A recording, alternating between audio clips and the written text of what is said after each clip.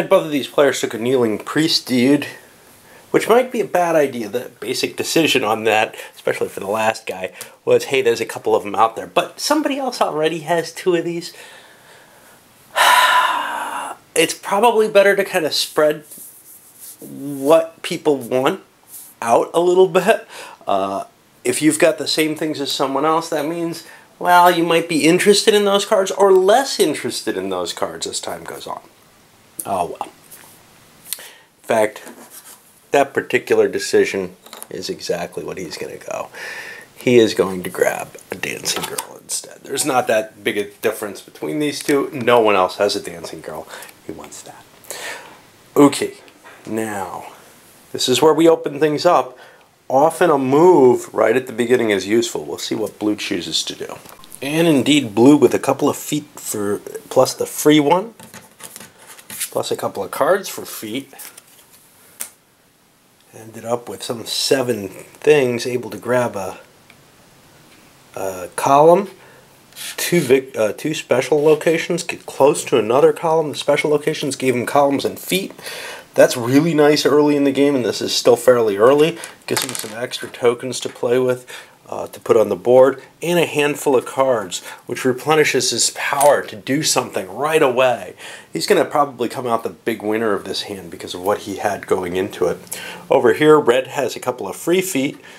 His jump action didn't look like it gave him any bonus, so he moved down to go this way, figuring the other two players would fight over that. Well, only one of them went that way. The other one didn't have any movement at all. A couple of feet out here, a good chance of perhaps getting both of those, and red is kind of cursing not having shot up that way because the more valuable things, the victory point tokens are there. This thing, I can never remember what a sacrifice token. Nice, but not worth going after. They took a more conservative approach and I think lost big. Going around the board, everyone else took a hand replenishment action. Many of them just drawing from the top of the deck. We now have a reshuffled pile there. This guy actually had a decent buy action. He had like 3 gold in his hand, but now he's got a much richer hand. Figured, well, I want to be able to move if somebody else gets a move action. I want to be able to do this. I want to be able to do that. But yeah, for the most part, people needed to replenish their move capabilities to finish this turn off to see how that goes. Of course, the other option is aiming for those, but nobody had a rich hand. Blue probably does, though, so we'll see what they do for their second step. Okay, well, this was a quick one. Red played for the move action. They had a decent amount of move cards after their replenishment. They were able, with their free bonus, 2 extra move. The footprint gives them a 3rd one. I think they had 1 or 2 move cards, maybe just 1. 3, 4, 5. 1, 2, 3, 4, 5. 2 columns. 2 special counters. This one actually. So 6. They must have had 2 cards. They picked up this advance, which they took on their highest level one. You always want to do it on your high one because it's just your most expensive. They picked up a gold. One of the tokens had a gold on it. I don't know where. Oh, they got that from the god. So they picked up a god token. They got this. They got 2 victory points for it. This guy comes with a gold. So now they have this $2 gold card. That goes in their hand. It goes with the rest of their cards. It came off the top of here. But once it's spent, it goes into the main discard pile and can end up back in the deck as more gold when you start drawing gold, which is kind of a cool factor in the game. Yellow ended the turn by going here, grabbing a minor god tile, picking that up. That gives red 3 more victory points. But on the bright side, it gives yellow the first player turn, which is often very valuable. Maybe not worth 3 victory points, but I don't know. Yellow could have held off and done a move of their own and grabbed the 3 victory points. The problem is if they had done that, blue was very close to being able to end it. Maybe they'd do it instead, figuring it wouldn't come around to them. Instead, blue was able to get another column. Green didn't play anything. They took a free card. They just weren't established in this one. So then again, we're going to pull out all those feet, and we can see people are running out of columns at this point because those don't come off the board, so they got to buy more columns constantly, even though they have a decent supply of feet to get anywhere once you kind of have played for a little while. That'll put us on the third epic, and we'll start setting that up. Well, because of the rapid end of that last epic, we have all the gods left. Now they have to be cleaned up. Me coming in late, I didn't notice how many of them were kicking around. And now we start the new epic. We draw. What do we got? We got Gaul. I don't know what that's supposed to mean. I guess we'll see in a moment. And at the end of this epic, we have a scoring round. Okay, for Gaul, each player beginning with the start player has the choice. Either he immediately draws 2 face-down cards or turns over a face-down god tile. In order to acquire this tile, he must offer only the sacrifice of the topmost number. He can use the sacrifice of tiles or cards. If the player cannot or chooses not to acquire the tile, he returns it to the box. Okay, so you can get a god cheaper if you have a lot of sacrifice capability. For example, this guy's got 3 kicking here if he's got any matches for that. He does not. So a 3 probably won't buy anything. Anyway, let's see who's going first. Yellow's going first, actually. So, what are our choices? Either 2 cards or a god tile. Now, he's got a pretty good hand with a 4 here, a 2 here. That's not very good. He's going to go for a god. Oh, I think that counts as a 3.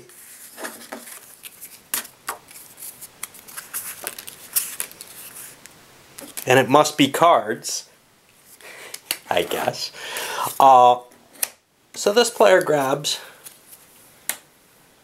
that and gets 3 quick victory points because gods are worth 3 now.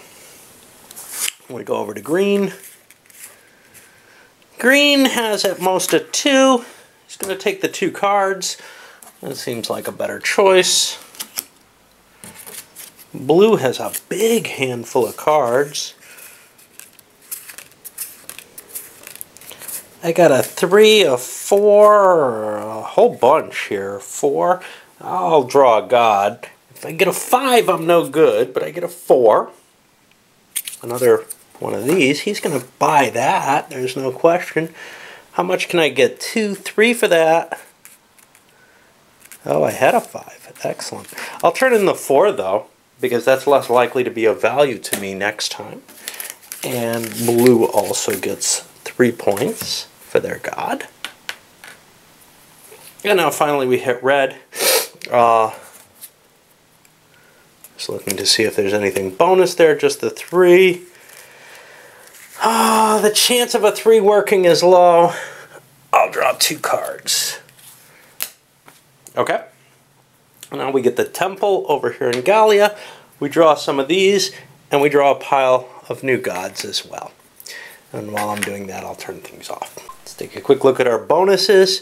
A couple minor gods, an extra step, extra pieces. That's always nice. A bonus god.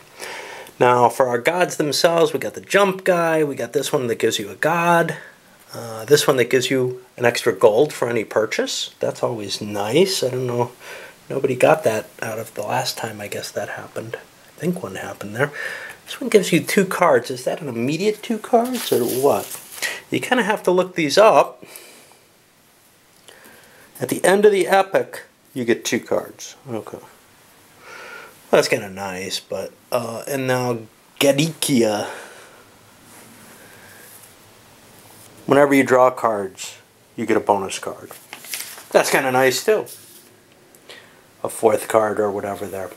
I got to figure out what yellow's doing. They get to branch out of here. Now you notice a couple of these columns have already fallen. They can still bridge into them, but they cost more. But there's an interesting little route up here that if they have enough feet to get there, that'll be pretty good. We'll see. Well, yellow took a buy action, having a whole handful of gold, some 5 gold in their hand. They spent it 1, 2, 3, 4, and the 5th one they bought themselves an extra foot. They couldn't get anywhere useful otherwise. They picked up a god token, which gives them an extra step when they take actions. So overall a pretty good thing, some extra victory points for that. We'll move onward. Well, I'd say it's a pretty rare thing for someone to go completely around without the move action being taken. Yellow wasn't in position to do it, but they could gain something by jumping out with their gold. Green had a lot of feet, so they chose the move action, and you can see they rushed out, paid double for this. Remember, they have a foot here, so that's kind of cool. They get the bonus here. Blue pretty much only used their feet. They stretched out this way, didn't gain anything, but they got themselves close to, there was a bonus here, this bonus, and so here's what's kind of interesting. If you look, green's up to 4 columns, yellow made its way to 4.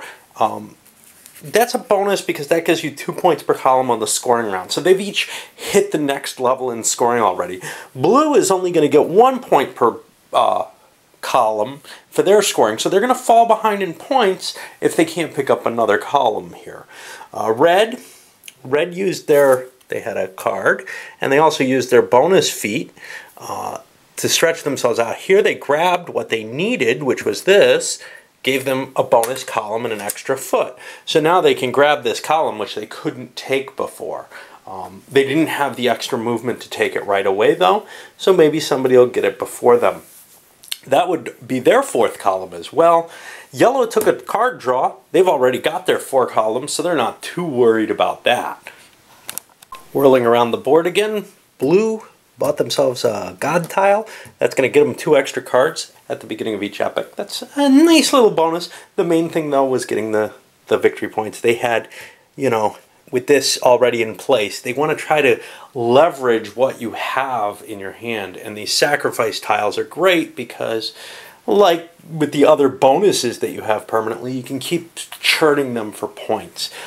Likewise, this fella used his big sacrifice points to pick himself up another Graveles. That was a big choice. He had enough cards in his hand. Actually, no, not cards. He had enough power. He would have 3 movement. He could go 1, and then could have done a jump, but that doesn't really help. 2, 3, could have gotten a column or a minor god, couldn't get them both. Getting the extra Graveles, is that going to help? Probably not, but there was nothing else out there that he could pick up easily. So that was kind of tempting. He figured maybe some people would move around in a way that the jump would be helpful to him. Who knows? Over here, yellow and green each took draws and trying to tailor to their own hand, picking what they want out of there or off the top of the deck, depending on what works for them. Now see, red should have taken a movement action on their last time, because if they had been paying attention, blue's free movement, including the foot, gave them 4 actions. 1 into here, well, 1, 2, 3, and then the 4th one here, heading down. Well, there was a bonus here, but by them taking a movement, red got a movement, they jumped across, grabbed that, and that was worthwhile for them. Now, as far as I can tell, they can't build off this foot, because that doesn't trace back to the temple, the same way they can't build off a column. With the double Graveles, they could do a double jump, because that's specified in the rules, but there's some fuzziness about other things. And then yellow and green each drew a card. One of them, yellow had a free move available, but nowhere to really go. Green actually had enough feet in their hand, they had like 4 of them, that they could reach here or here, but they didn't have enough actual feet on the table that they could. They need to buy more resources to be able to exploit that. There was also the problem, if they took this, they would be giving blue the 3-point bonus for the end of the turn. End of the epic. Well, red also triggered a movement action, and they had the choice of either playing a gold to get in here, doing a buy and not letting anyone else play, or using their feet to move into here. They did the movement, and then I think they did the jump to here. Now, this is hard. They'd have to use Gavelees again to make another jump to keep stretching down to here. But if they can, at the end of their next turn, they have enough feet and enough action. They just don't have the pieces yet, so they're going to have to do a purchase. They didn't want to spend gold because they do need more pieces on the board, but they wanted to grab this so that they have their 4 pillars at this point in the game. Yellow, I think, drew a card. Green did not draw a card, if I recall correctly. Did they? Yeah, I guess they must have. I don't see anything they gained there. Not sure what that was already there. Okay. And then to blue, blue had an interesting choice. 3 pieces left.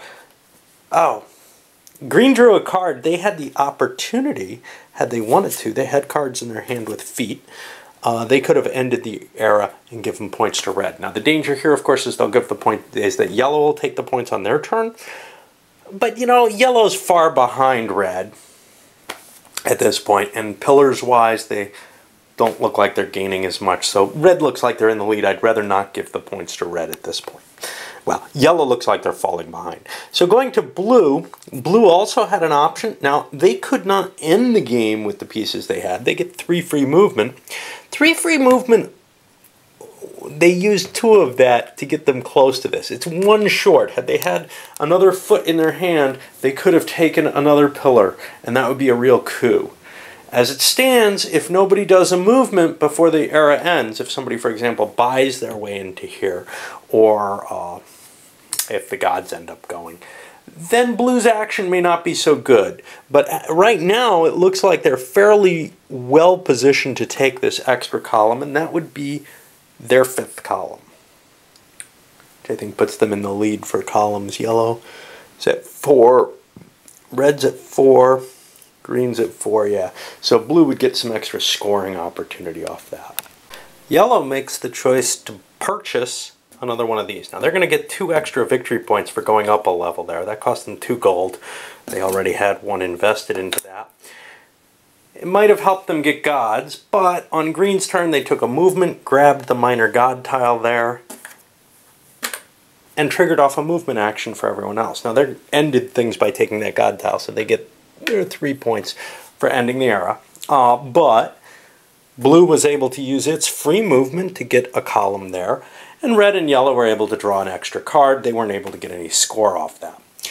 Do some cleanup, and then after I do that, I'll come back and score the era, because this is the scoring round there. And then I can load it up. Okay, so let's do the scoring. I'll start over here on the right. Ooh, who went last? Green ended that, so let me remember to put my little house there, so I'll be going away for a while. Okay, we'll start with red's score. Now, we got a few things to score. First, the columns. 1, 2, 3, 4. And 4 to 7 gives us 2 per, so we get 8 quick points there. That'll put us up to a 17. Great. But here's the other thing. First of all, do I have any bonus scores here? No. But I do have a bunch of minor gods, and I reveal these, and that's 3, 4, 5 more points. And see, those were kind of secret for a while, right? But now they're revealed, and everybody knows I'm going to get 5 more points next, at the next scoring round. That's about what they would have guessed. Going over to yellow. Yellow also has 4 columns, which is 8 points. And they have gods, which add up to 5 points. But finally, they have these pitaltes, which add up to 4 points. They take the highest valued sacrifice token. So they're now right in it with red. All right, over to blue. Well, blue has an extra column, so they're at 10 points. 17. They have a god. Not blue, green. They have a minor god with 3. And then they only get 1 point for their Pitalte. But that's still a pretty good score there. And did I miscount? Yeah, they don't have as many columns, so they're actually back 2 points from there. They only got 4 columns. Blue's the one with 5 columns. They get the 10 points. I was afraid I'd do that. No special score there, but they do get 2 points additional there. And now they're in last place. Such is. Let's load this one up, and I'll be ready to start the next epic. We got something I gotta try to remember, which is that 2 cards there. We'll see if I can. Maybe I'll put this here, because otherwise I bet you I'll forget. Alright, up it goes. Okay, a new day and a new epoch over here on Pantheon. The first thing we do is we draw a new god. And we've got Iberia, or new culture. It gets us a little marker here. And we gotta look up to see what their special ability is. Each player, beginning with the start player, takes a level 1 sacrifice tile or upgrades a sacrifice tile he has in play by 1 level. Well, almost definitely it's worth upgrading if you have one. I don't really care what you have. Getting a 2 gold value rather than a 1 gold value, I'm not even going to think about, but I'll have to think a little bit about these 2 players to see what fits into their category the best. You know what? I got to set some things up before I do that though. For example, I've got a set of 5 god tiles to put on the board.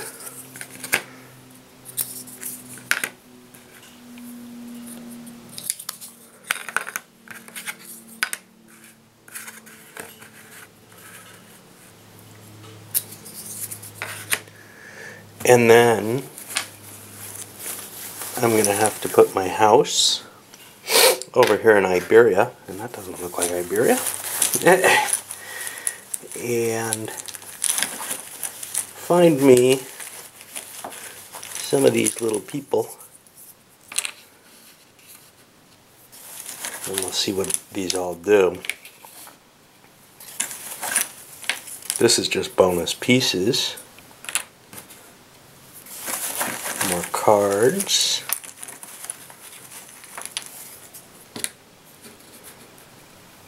Oh god.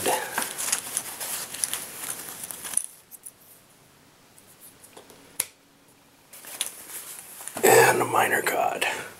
Alright, but I don't know what this does. So let's look that up. Sacrifice tokens, you upgrade a token by a level. Oh. That's the ability of this. Great. Okay, well, I'll see what these 2 people add based basically on their hand and what they can get out of those gods.